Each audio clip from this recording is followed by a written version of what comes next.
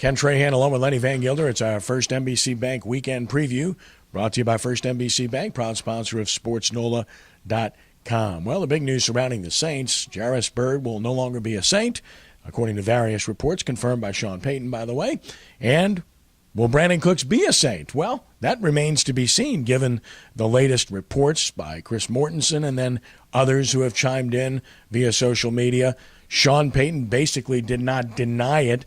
He said he absolutely, using that word, intends to have him back, but did leave the door wide open, which, Lenny, indicates to me that they certainly are listening. You listen. That's the thing. Somebody can make you such a good offer that you have to listen. And this is going to be the fourth year of Cooks' rookie contract. Club has an option for a fifth year for 2018, which goes up significantly in terms of price, but the thing is, he's still under that rookie contract, and you potentially have 2 years of control. You got a very productive guy. That is something that's going to be very attractive to suitors out there. There's been a lot of talk about what the deal might entail, whether it's Tennessee, it's Philadelphia, maybe there's somebody else on the outside. Maybe you wait on this thing and let the value kind of, play itself up. If you got multiple people who are interested in a guy, that's going to help drive up the price because you've got multiple suitors out there bidding against each other, so to speak. Yeah, I think it's definitely on the table, so we'll see what transpires. And obviously you need to get value if you're going to make a move of that nature. As for Jarvis Bird, we hardly knew him. I mean, the guy was a shadow of himself. He simply wasn't healthy and was never anywhere near the player that he was in Buffalo. So we'll see how that manifests itself moving down the road. The NFL scouting combine going on. Saints personnel are all there. Talked to a couple yesterday, actually. And, of course, we all know that they have a pick in 11th slot that should fetch them a pretty good player. There's a lot of names being associated with that, but as I've said all along, you always take the best player available, even if it happens to be an offensive player, because you can always turn around and make a deal. You can always turn around and make a deal. Look, we've seen it done before, whatever the case may be. You want to go all the way back to 15, 16 years ago when Deuce McAllister fell to them in the 20s.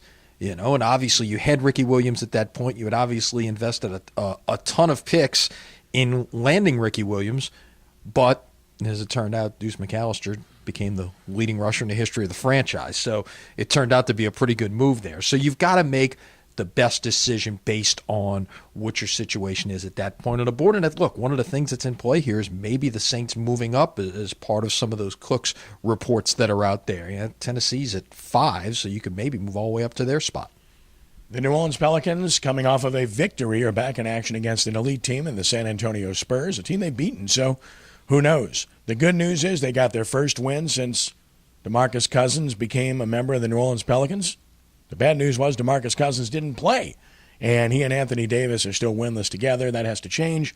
Can that happen against San Antonio? Of course it can. The great thing about the NBA is you never know what's going to happen. Even when you think you know what's going to happen, you don't. So they obviously played well against the Spurs first time through here in New Orleans.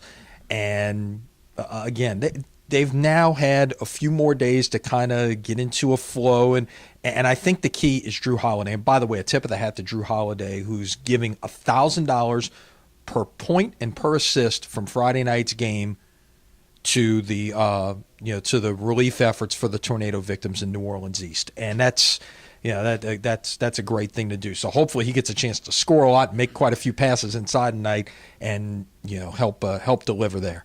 He's such a good guy. He had really 3 bad games since DeMarcus Cousins arrived, and he played well in the victory against Detroit, so hopefully that carries over. But people have to understand what that man's been through this year with his wife and the child and being away and coming back. It's been a very difficult time for him, and he's handled it extremely well, and this is a great gesture on his part. High school basketball, the girls' finals are now set across the board. Salmon with an unbelievable fourth quarter. Very seldom seen when you have runs like 32-4 or 34-2. I mean, I lost count. It was unbelievable to advance to the 4A final.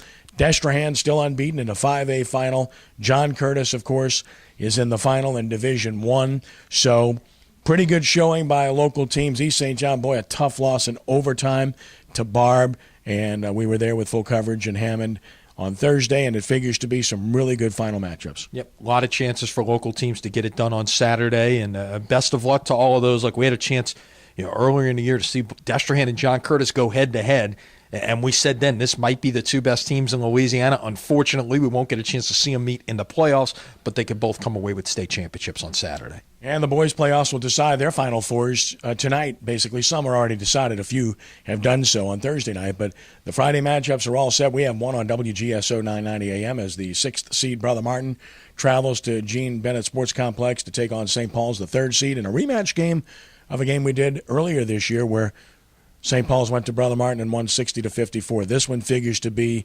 down to the wire. Should be a good one, and we'll see what New Orleans area teams advance to Marsh Madness next week in Lake Charles. That's Marsh with an S, by the way, not with a C. Right. Again, that game is live on WGSO 990 AM and at WGSO.com tonight. And, of course, as I mentioned in our piece at SportsNOLA.com this morning, 14 area teams participating in action tonight all around the state.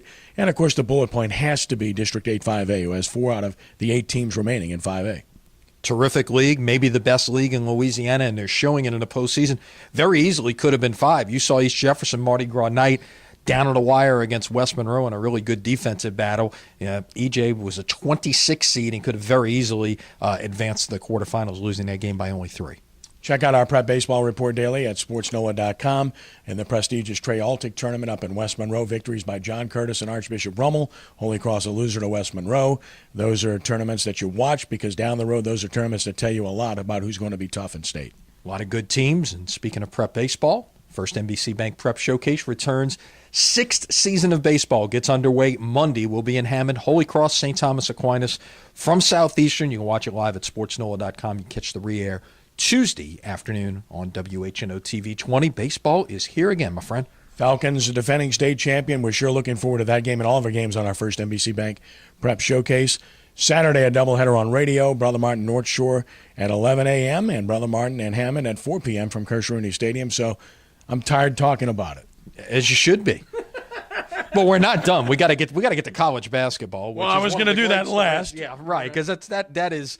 What a great story unfolding there, and in the UNO Privateers. What an amazing Thursday night for them. They talk about gamut of emotions. You lose a gut-wrenching game, and then 20 minutes later you win a conference championship where Mark Schlesinger gets help from his friends up at Northwestern State, his former employer, who go on the road and beat Stephen F. Austin, where you don't win, by the way.